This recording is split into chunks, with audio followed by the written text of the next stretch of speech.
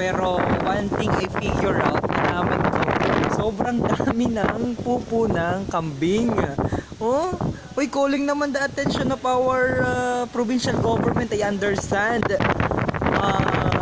Parang kayo ata yung responsible para sa papanatili nito. Pero of course, it's the responsibility of every citizen. Pero hindi ko alam kung meron bagang management dito. Dapat sana mag-aasikaso kasi ang dami ditong tain ng kambing. Promise, ayan o. Ayan yung mga itim-itim na nakikita nyo na yan. Nako, sa mga nag-aumagahan. Though organic naman yan, ang dami medyo disappointing dahil ang dami ng tain ng kambing o ng pupo ng kambing. Sorry sa word, pero yun naman talaga yung totoo. So, pero ang ganda dito sa lugar na ito, ito yung view. Kung may mga naalis at saka natin. Ayan o, madami na natin.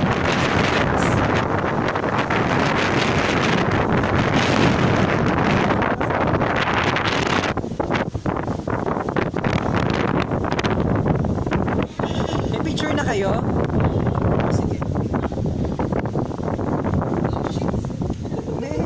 Full of shits. Meh. Oh, saan ka mapunta dyan?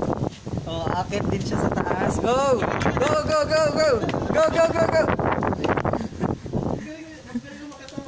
Oh. Balance nila. Nakakit nga niyan sa pinakadulo ng ng puno. Yun ang kanilang dito ako sa pinakataas, ang daming pupo ng. Uy, ang ganda rin dito. May marating na naman na barko. Picturean kita. Ang ganda dito pala. Sino nakapunta dito? Super ganda. Kaya lamang ay medyo hangin at saka malakas, nag-aulan-ulan, nag-aamon.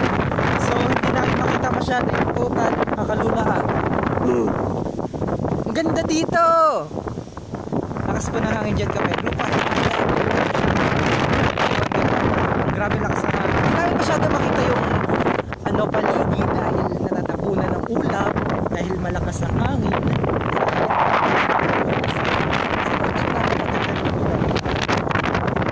Nakalula. Hanggang dito lang yung mga kambing dahil hanggang dito ang dami ng kambing. Kawawa naman ang Marinduque kung hindi nalilinisan ng mga lugar ng kusina. Totoo yan dahil ito ay may mga budget. Hindi ko lamang maintindihan bakit hindi nila mapanatili. But plus, bakit may mga kambing? Dapat hindi na mag-ari ng mga kambing. Ang ganda pa naman dito. Sobrang ganda pala dito. Kailan mo ako nakakayat?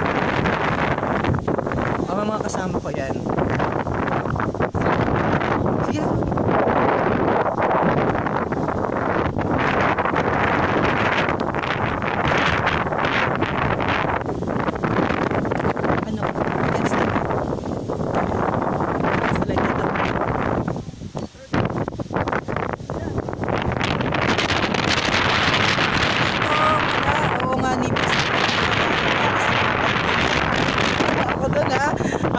Patrick Francisco, natawa ako sa komento mo. Baka nga ito ay nilagyan ng budget ng million of peso at para talaga sa papupuan, dumihan ng mga kambing dahil sa pinakaunang floor hanggang dito sa pinakahuli, sa pinakataas, ay puro pupo ng kambing. Talaga naman. Ayun yung mga kambing, kita nyo.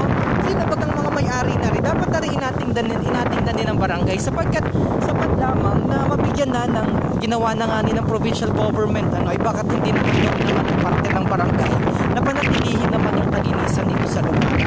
Lahat tayo ay may kanya-kanya responsibility para mapanatili natin ang kaayusan at kagandahan ng isang tourism destination kagaya nito